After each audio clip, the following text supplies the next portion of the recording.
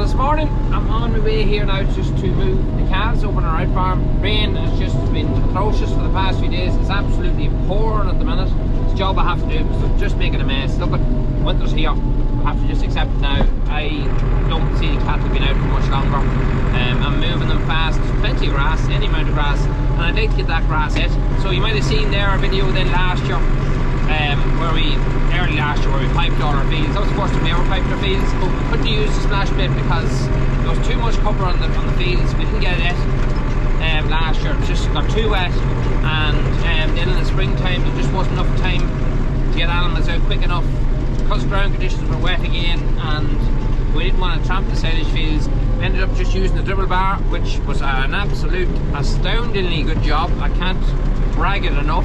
Shortly after that slurrying was done, the weather picked up and our drought hit. Silage was cut. We could actually see the slurry lines still underneath the grass. It didn't get lifted with the rake or nothing, but you could actually see that little crust. The majority of it washed in. It was just a little crust of soot on the top, but it was still there. So I hate to imagine what it would have been like if we had to use the splash bit.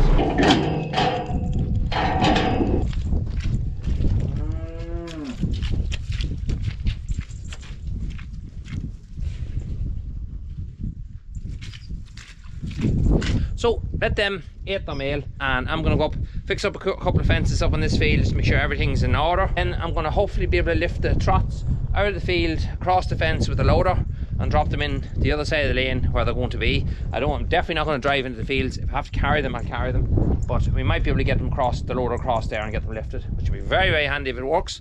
And then we get them into a big area, which is, can't say not just as wet, but it's bigger and there's more grass on it, and they're not going to just tramp it just as much. Again, do them for a wee while and just keep them going for another couple of days, and then we get shed and all and things all sorted out, and in they'll go. That's the area ready.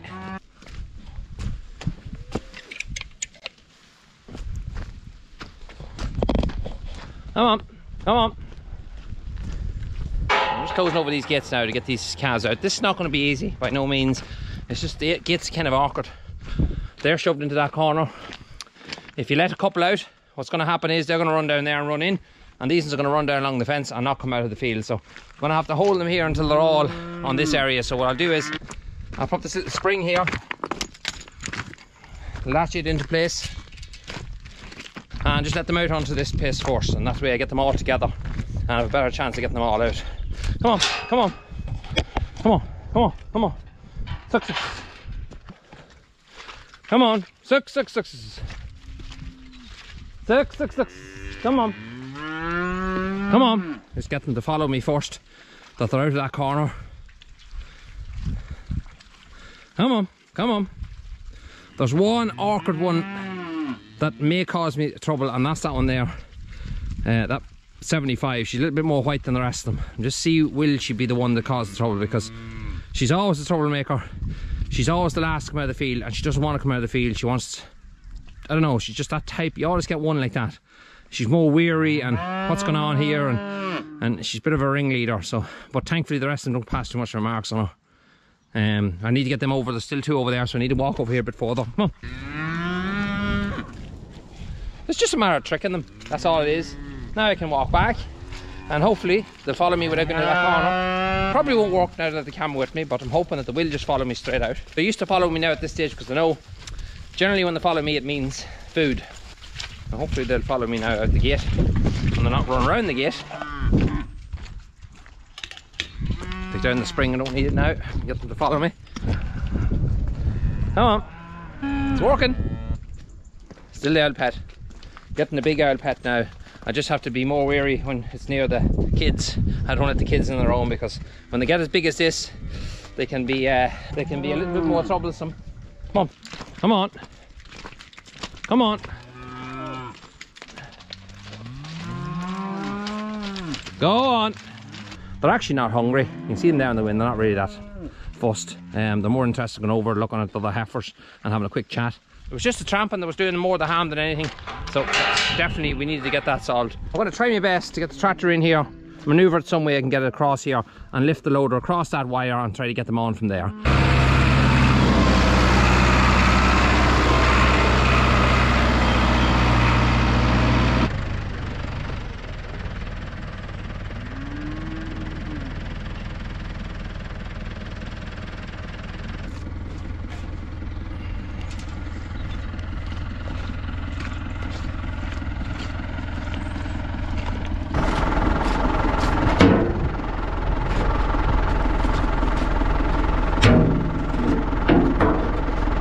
Bingo, that's them on. Now we get it up and we get them in the other field.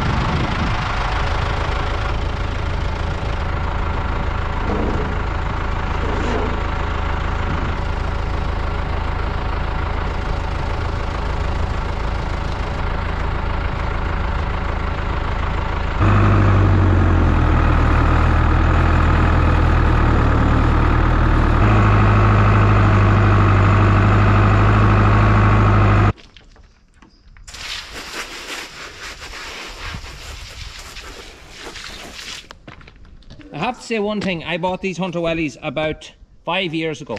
I don't wear them that often, but I've started wearing them this last while because I got a hold of my other ones and I didn't bother replacing them. I just started wearing these, and you know something, I'm glad I did, because I was suffering severely with actual pain in my feet, in one of my feet, and it was just because the sole of them was so bad. These are just so comfortable, but I like them because they come up nearly up to your knee. Much better and much comfortable. If you want a good pair of wellies, Hunter is the way to go. Yes, they're expensive, but you pay for what you get. A lovely evening now. The sun's actually blinding me here in my eyes. And it's time to open the pit. Sometimes I dread doing this job because you just don't know what's going to be underneath that cover. It's the first time we've ever put two cuts into the one pit. So I'm hoping that it was a good thing to do, because if it is, it's going to be much handier. Every year I'll probably do the same again, because it was very handy. The bales are okay, but if I can get as much pit silage as possible, I'd be happy. We'd always make some bales because the other shed's away from home and it saves us drawing stuff over to it. As I said, maybe down the line we'll build a silage pit over there as well. So we'll always make bales, but I can get my first and my second cut into the pit and then make a third cut of bales. That would work out much handier for our operation anyway. I have all the tyres gone, as you can see. Everything's stripped off. There's no point in showing you that. It's quite a simple thing. I think we're all tired of looking at tyres. You'll see plenty of people stripping off pits. So all I'm really interested in, probably the same as yourselves, is see what it's like underneath. Sorry about the bright light. There's nothing I can do about that sun. So I'm after putting the front bucket onto the case. I've taken off the bale spike now off the front. Not going to really be using an awful lot now. We're finished drawing bales home from the other farm. There's loads of bales left. I think there's another 70, almost maybe 80 bales over there yet. The wee case is after getting a bit of a wash, because it's not going to be really going over there anytime soon now for a while. The big tractor, the Bassie, will be getting the bale lift to put on the back of it, and it will be doing the bit handling the bales while this tractor takes care of all the pit silage. That's going to be another little test for it. We'll be putting the new weight we have on the back of it. We'll be putting a shear head on it, and we'll be testing it out probably tomorrow. We'll probably start using the pit tomorrow. In a couple of days I'll put up another video and I'll show you how we get on. It's been so successful in handling the bales. I'm just on it all the time. It is my go-to tractor, because handy little yard tractor this time of year, and it just can fly around so many jobs so fast. So back to task in hand.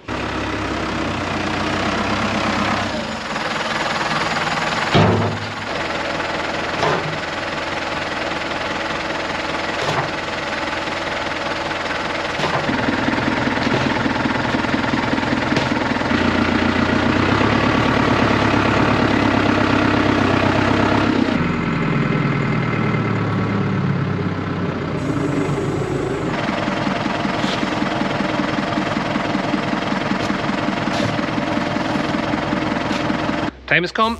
Let's open it.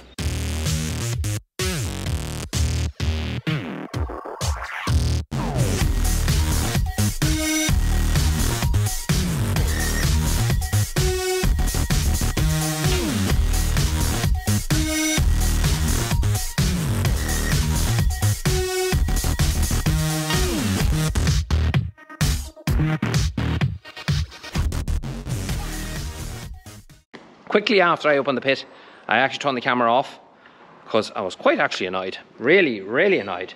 I expected to see a really nice pit because it had 4 covers on it. It was really well rolled. Everything was sealed really well. We just went over and aboard covering it, as we always do every year.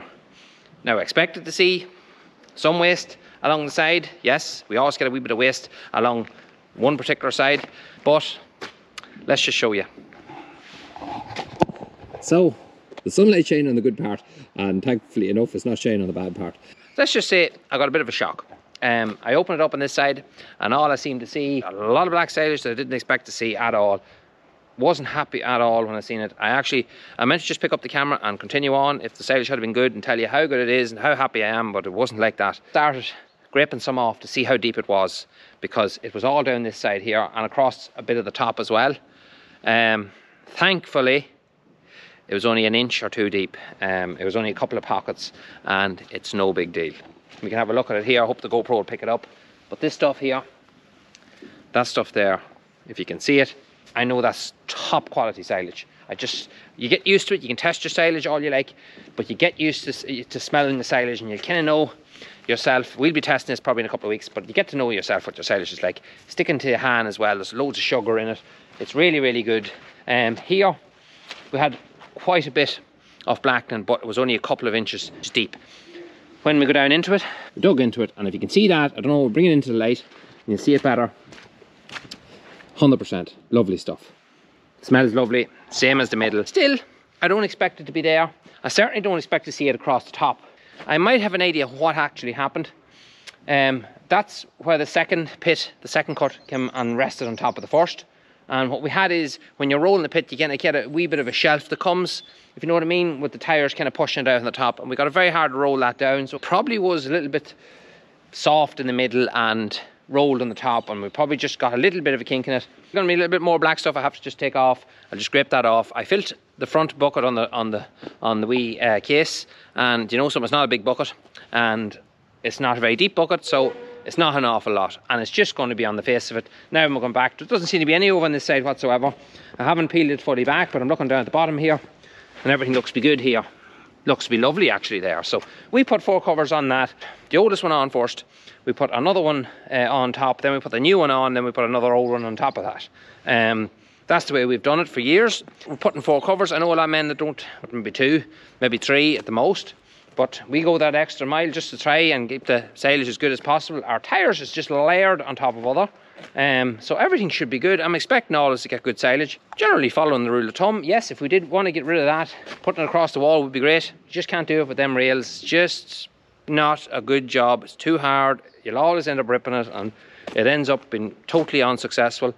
But I'd like to know in the comment box below what way you cover your pit. Any covers you use, what type of covers they are, and how you seal around the sides there, because I know myself, and including other people, will be reading the comments, and they might like to see as well. So the next video you're going to probably see will be the shear grab going onto the case. We'll be putting the back weight on as well and fitting it, make sure it's all okay. It's never been put on since the day we got it. We'll see what we're like. We get it all sharpened up. You're going to officially see the first few load that this loader tractor has ever put in front of the cattle, and hopefully it's the first of many. So until then folks, if you haven't subbed already and you'd like to see more, hit that sub button, give us a like.